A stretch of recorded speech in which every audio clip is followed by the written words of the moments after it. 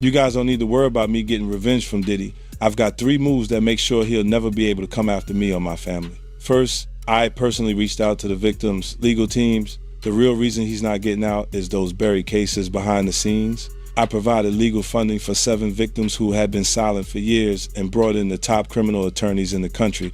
Second, I bought up every potential post-release business deal he had lined up. I planned this 2 years in advance, so by the time he got sentenced and still had hope of getting out, every partner had already cut ties with him. Third, I don't just have evidence, I've got backups. This is an entire minefield that's been buried for 20 years. I uncovered every secret from the last 30 years. With testimonies from the victims, we interviewed over a dozen people he tricked, threatened, or violated. You think that's harsh? No, he destroyed other people's lives for decades. I'm just making sure he spends a few extra years in prison for it. I'm not afraid of his people, not afraid of his threats. I know he's still in there fantasizing about a comeback, but the truth is, he's never coming back. Do you regret ever getting involved in... I didn't have a choice. It got bad when I was about 15 years. He was known to be at Diddy's white parties. And one Aaron Carter told us about his brother. He said because he outed all of this information, people were coming after him and trying... When 50 Cent releases a documentary about what was hidden, the story is no longer about rumors.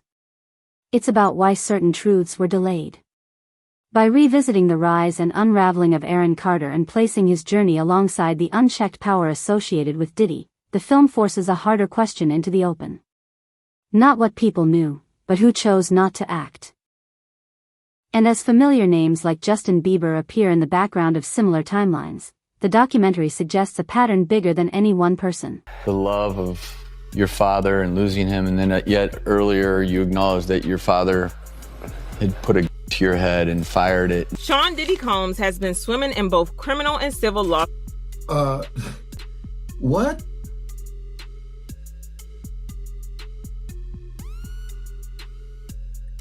Wow. Talking about a transition. Man. Ever since he got indicted, and the storm doesn't seem to be letting up anytime soon. Recently, another wave of accusations has just been leveled at him, this time a staggering 25 lawsuits alleging inappropriate relationships with younger individuals. And while the whispers about his past connections with Justin Bieber and Usher during their early careers have been making rounds in the past months, a new shocking name has entered the conversation: Aaron Carter. Aaron, who allegedly first met Diddy at... When 50 Cent frames his documentary around what was hidden, he is not reopening gossip. He is reopening timelines. His work positions silence itself as evidence, asking why certain stories stalled while power consolidated around them. It's like every time you think you've heard it all, another layer of darkness gets peeled back. Right. With the way things are unfolding for Diddy, this might just turn into the scandal of the century. I just want to make everyone happy and just love and do my music.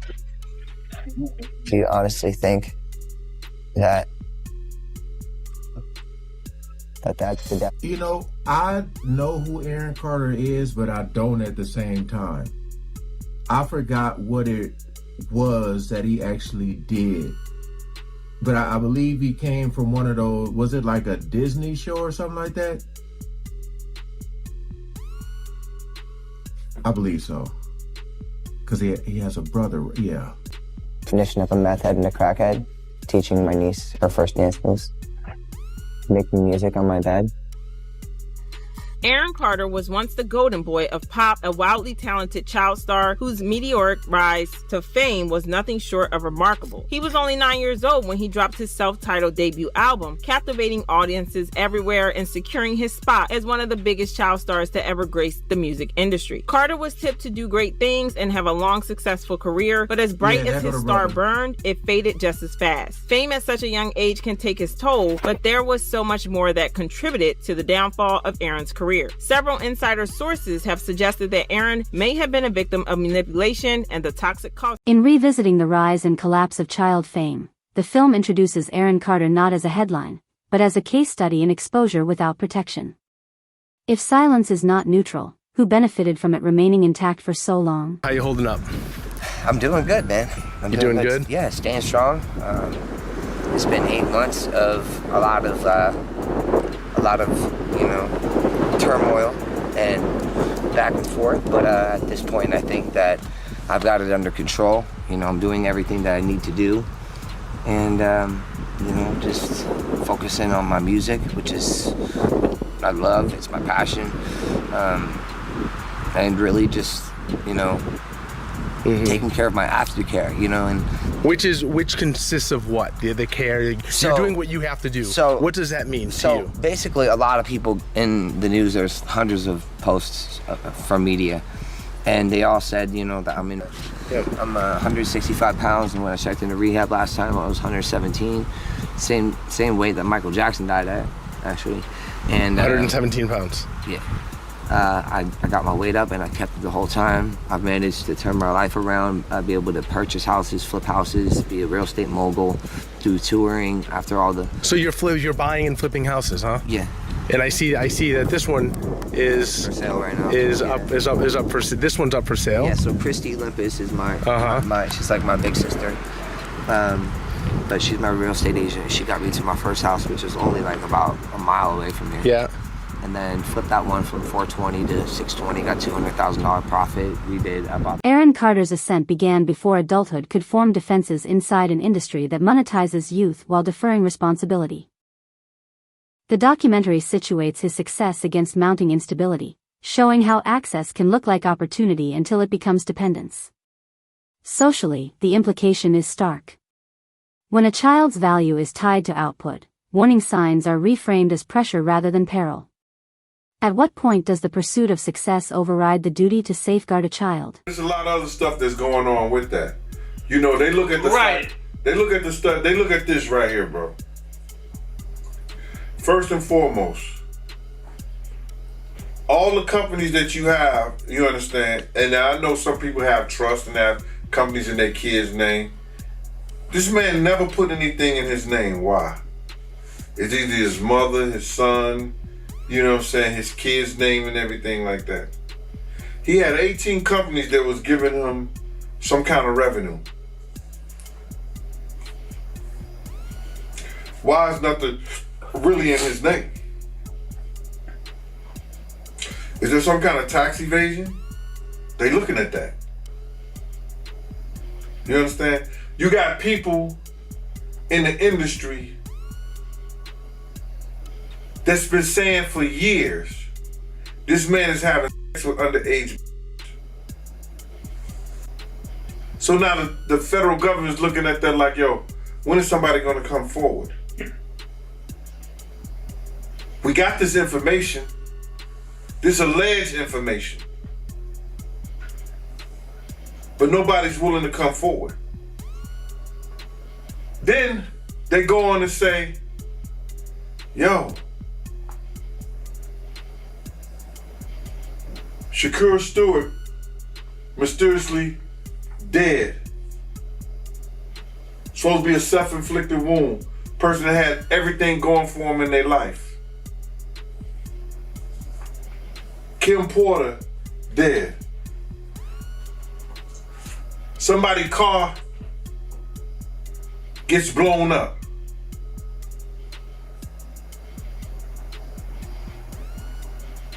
This guy is walking around threatening other actors, people. Somebody got to get involved in it. If it ain't the state, let it be the feds. Somebody got to stop him. He lucky that God given him the opportunity to be stopped while he's alive, then have to go to hell and face that shit. He got a chance to repent now, change his life. You mentioned minors, and a lot of people have been trying to drag Justin Bieber into this situation because there's a lot of suspect looking videos with Diddy and Bieber in it, and they're making a lot of allegations. Mm-hmm. Same way they made allegations about Usher.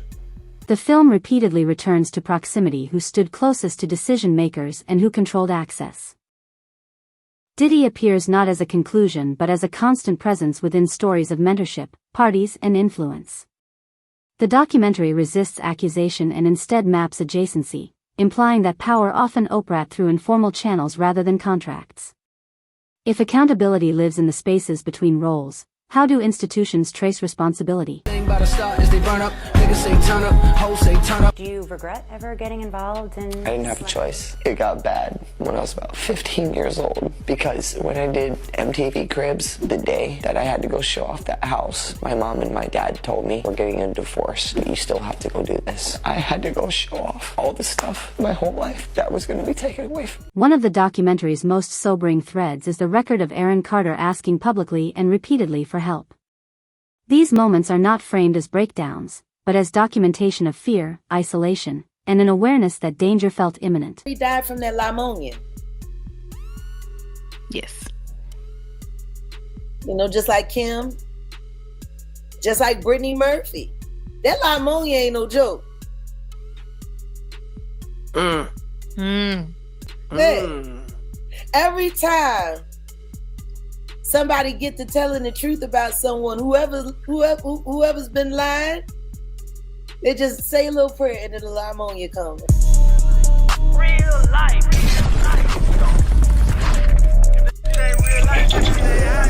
It ain't real life. Just say real life street stars. You know what time it is. Oh no, it's all good. But Uncle Ron, Beyonce's ex-bodyguard, who threatened to expose them. Yeah, threatened to expose them, I believe, in 2023. Is deceased. He's passed away. Allegedly, that's what they are saying. Allegedly, that is what they are saying. What are your thoughts on that? Well, they said he died from that pneumonia. Yes. You know, just like Kim, just like Brittany Murphy. That pneumonia ain't no joke. Hey, every time somebody get to telling the truth about someone, whoever's been lying, they just say a little prayer and then the pneumonia comes and then yeah. A lot of people been getting that pneumonia. I'm surprised they didn't try to say that Liam. The moral implication is collective, audiences watched, platforms amplified, yet intervention never arrived. When distress is visible to millions, who is actually responsible for responding? Got that pneumonia, but you know he went over that balcony. But the thing is, they say he went on his own. But there's two other things that I considered as I speculate. This is all my speculation. None of this is true yet. But what if somebody told him he had to jump off? Man. What if he would have rather jumped and be out? Right. You know? Or maybe imminent danger was there. And it's that alleged was that only escape. Right. It's alleged that he had Tootsie. No, that's not alleged. That is a fact. There, Rook. It was found in his system in his autopsy. That's not alleged. That's crazy. The Tootsie, Yep. Jack, Liam Payne, his fall. There's a lot of alleged things they're saying that happened. Multiple levels, his fall. There's a lot of speculations. Personal life. Right. Health. What is his ties to Diddy? I mean, all of those kids from that era, even the British bands, they all partied with Diddy. I'm just...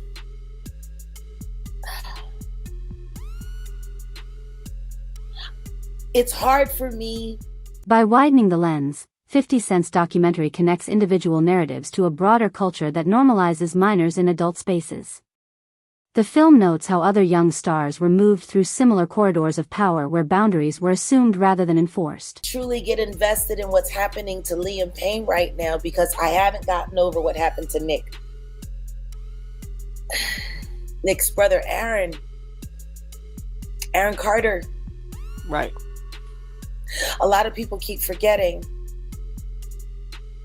Aaron Carter was begging for help, begging for independent financing, begging for security. He made it very clear Sony was out to get him, just like Michael Jackson told him they would be. And right around that time, his brother had just been accused of graping one of the girls from making the band, Diddy's entity. And they were trying to make all of that go away. And Aaron called his brother out. And then the next thing you know, he said, if anything happens to me, I did not do this to myself. And then he was gone, and they said he took his own life, just like they're saying about Liam Payne. Why doesn't anyone want to see the same thing happening over and over and over again? Because if Diddy is responsible for Liam Payne, then he is without a doubt responsible for Aaron Carter.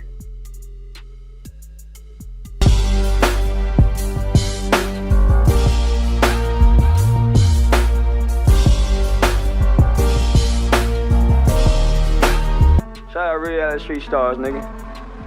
Move. This is where references to Justin Bieber emerge. Not as a parallel accusation, but as contextual evidence of a recurring industry pathway for young talent. If the pattern repeats across generations, can it still be dismissed as coincidence? You know what I'm saying? It's like 150 hugs. You're a public person as well, and there was one instance in Harlem, and his reaction when those people went away. Got in his car and said, I feel like I need to wash, like I'm dirt. That was, it shows you his character. Was that the reason for including it? Yeah, I mean, and what's the odds that you would do that in front of the camera?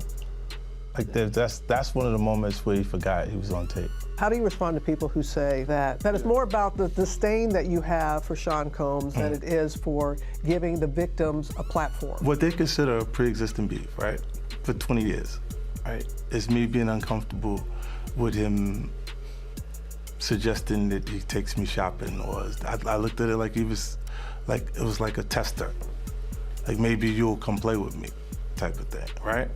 And it's not personal. I think it's important to also let people know that the show is not completely the perspectives of people that did not like Sean. We weren't trying to just get the highlights, the salacious details, you know, that the real goal was to storytell. And not everyone needed to have an allegation to be a part of this project.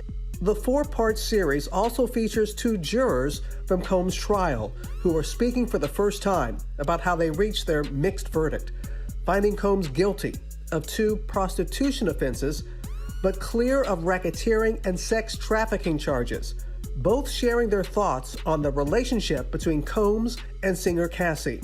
Juror 75 describing them as 2 people in love, and Juror 160 saying in part, domestic violence wasn't one of the charges.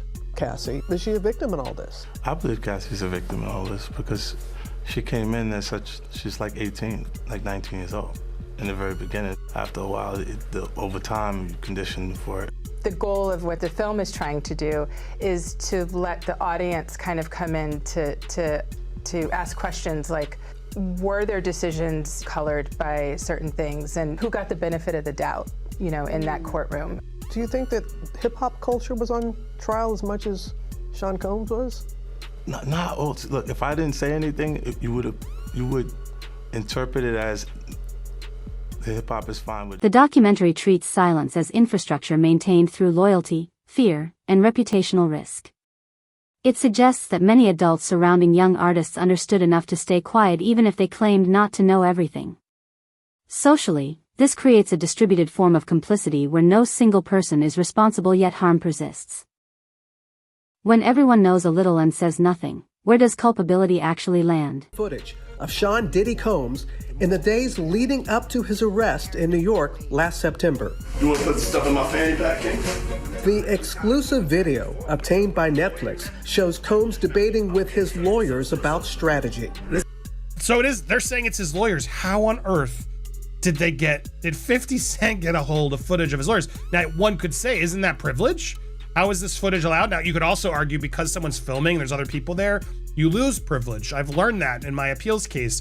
I have not filmed any of my legal meetings on purpose, because if you film it, well, then it gives up your privilege in a way. So I'm assuming that's how they're getting away with this, because he's filming conversations with his lawyers, whether they knew or not. That footage, now that it's gotten in the wrong hands, or I guess different hands, isn't a longer privilege. I want to get a lawyer on to sort of confirm it, but I gotta be honest, I'm kind of shocked. You'd think, well, this should all be included, should it not? Listen to me. I'm gonna get off the phone right now, and I am going to let you professionals look at the situation and come back to me with a solution. No matter what, no matter what nobody said. Let's just here and there, y'all are not working together the right way. We're losing. The footage is like the way he's bossing around these high-powered lawyers is so revealing. Part of a new, highly anticipated docuseries by director Alex Stapleton and rapper and executive producer. Look at that smile. Look at that smile. Oh, he's loving this. Jackson, titled Sean Combs, The Reckoning. Was there anything that surprised you when you were watching? I think it was surprising that he actually filmed it. It was very interesting to watch a man who's known for his brand presence. You know, he has a really amazing knack for marketing and all of that, and how he was sort of taking that into account and how he was coming off to the public. We knew that was coming, by the way, because we learned that throughout, as he was using his own kids to post birthday messages and etc. Like, this guy wants to control everything. The exclusive video also shows Combs in Harlem greeting fans. He's like, oh yeah, look at all these. This wasn't shot. Yeah, what's up? Want to shake hands? Yeah, I'll take this. He thrives in this. This is yeah, when people recognize him. What up? Like, barely anybody there. He's like, yeah, everybody's here looking at me. He's like the quarterback that can never graduate, it feels like to me. I need some hand sanitizer. Hold on. I got it. I've been out in the streets amongst the people. Yeah, I gotta take a bath. I've been in the streets amongst people. I gotta take a bath. He's like horrified. He's disgusted by it. Like the amount of people that actually I'm coming in contact with, like that's what I have to do. A pivotal shift occurs when speculation gives way to process. Lawyers, filings, and due diligence replace commentary, and the tone hardens without becoming sensational. The film emphasizes restraint. Names are not shouted, evidence is weighed. Legally, this transition matters because it marks the difference between cultural suspicion and institutional consequence. If truth requires structure to be believed, why was that structure absent for so long? $10,000. You know what I'm saying? You can sit here and tell me that you're gonna pay me for my time sitting right down here with y'all. You understand? So then, you know, one thing led to another, and I was like, yeah, all right, well then, you know, F you, you know, I spoke to 50, and then she said 50, and this is exact words that came out her mouth. 50 does not determine what goes in and goes out of this documentary. And he definitely don't pay, he determine what somebody get paid. It's not his documentary like that. I was like, oh, so if it's not his documentary and I spoke to him like that, I don't need to be doing nothing with you, because I'm doing this on the strength of him. But you gonna pay me if I do it. So it went back and forth, you know what I'm saying, for a little bit, and then they had Kirk Burrows giving me calls and everything like that. What are you calling me for? You know what I'm saying? I'm not. Get out of here. I know what kind of dude you is anyway. Me and you cool and everything, Kirk, but don't call me about no business with this stuff like that. And then what I found out is that he was making a deal, cutting a deal for himself as well as Tim. You understand? And I was trying to get a deal for all three of us.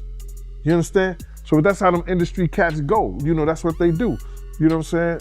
So I'm looking at it like this. So then he called me back again, and I told him, like, listen, man, don't you ever call my phone again, Kirk? You know what I'm saying? Because we had got into it about somebody calling him. He told me Groovy Lou called him and want to know why Gene's still doing this to Puff and everything like that. And I mentioned it on the Gene Deal show. You understand? I said something. Then he called me back like I was lying. And listen to me, Kurt.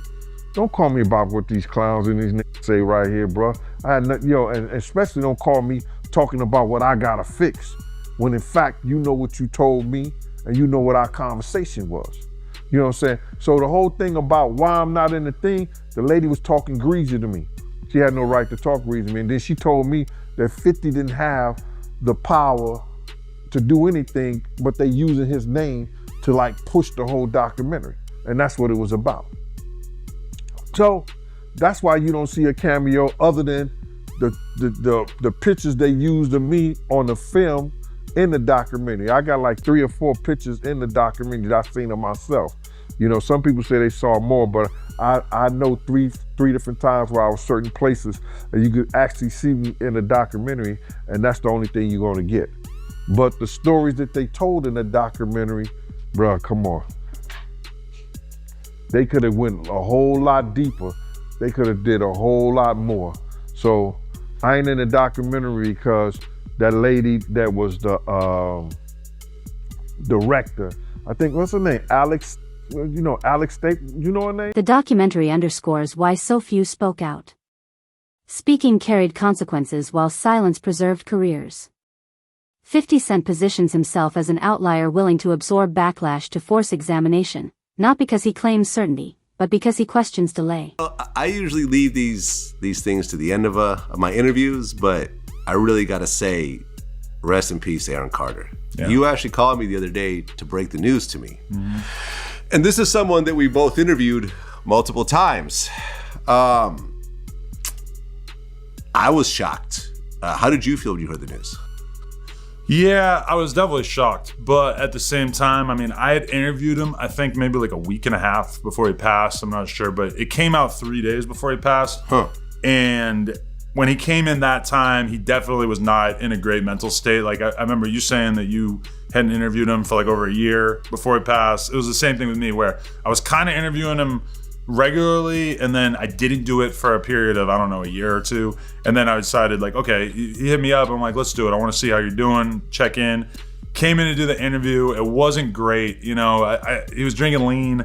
And he was drinking lean in the interview? I mean, he tried to deny it, but it was like super purple. He's got a double cup. I don't know what else it would have been. But, you know, he's just kind of like slurring his speech. And, you know, I heard that him and his girl broke up again like 2 days after we did the interview, because she was there, like posted up, like, and I guess they had been through this dramatic breakup. And some of the stuff that I was talking to him about was super depressing, like him having his kid taken away by the state or whatever. And, you know, at one point I'm trying to like tell him like, you got to get your kid back, dude. Like, you can't be thinking about anything else. You got to just be focused on how to get your kid back. And then I start to... The implication is not bravery as spectacle, but risk as a prerequisite for accountability. If telling the truth endangers the teller, what does that reveal about the system being protected? Probably not a good idea, right? Like, it doesn't really seem like he's in a state where he'd be able to wait, I don't take care understand, of a kid. Well, okay, wait, but his girl was there with him. Yeah. So how did he get his kid taken away if he's with his girl still? Well, I guess the kid got taken away from both of them. And went to live with her grandma. Oh. Which, you know, and I don't know if his girl has issues or if it was 100% him causing the issues, but I guess it's like, I mean, he tried to blame it on the fans, like reporting abuse or like reporting him, saying that he's on drugs, saying all this, yada, yada. But they did get in a big fight at one point. And then... I don't know exactly what happened after that, but it's like, you know, I was trying to like urge him to like really focus on getting his kid back. I can't imagine that if I was in his position, I'd be thinking about anything else. But, you know, he was really in the middle of his addiction and everything. And one thing I thought was interesting that's kind of gone unnoticed is that in that interview, he fully apologizes to his brother Nick, and said, because he had said many times that Nick was a rapist and Nick had done all this terrible shit to all these people and yada yada. And in the interview, he basically acknowledges, oh, I was taking somebody else's word for that. I don't actually believe that that's true, which I found really interesting. I'm like, so you were smearing him for all these years just because you believed one random person? I don't know. But then there was a clip that came out last night of Backstreet Boys' performance where his brother actually like broke down crying, talking about losing him and everything. And it's kind of crazy to see that, you know, where I'm sure Nick to a certain extent had felt sort of, plagued by his brother and traumatized by having his brother like really trying to smear his career for all these years, saying all this terrible shit about him, and then to see him go before they were able to ever really reconcile. But I mean, Aaron in my interview was saying that he would like to reconcile with his brother, and I'm thinking in my head, I'm like, that is probably a ways away until there's gonna have to be some space between you having made all these accusations about him and him being able to accept you, but yeah, it's just a super sad ending to. In closing, the film refuses a clean ending. It does not declare guilt. It documents imbalance between fame and safety, access and oversight, rumor and record. 50 Cent's documentary asks viewers to consider not only what happened to Aaron Carter, but what was permitted to happen around him and why names like Diddy and references to Justin Bieber surface within the same conversations about power. When the industry finally looks inward, will it change its structures or simply rebrand its silence?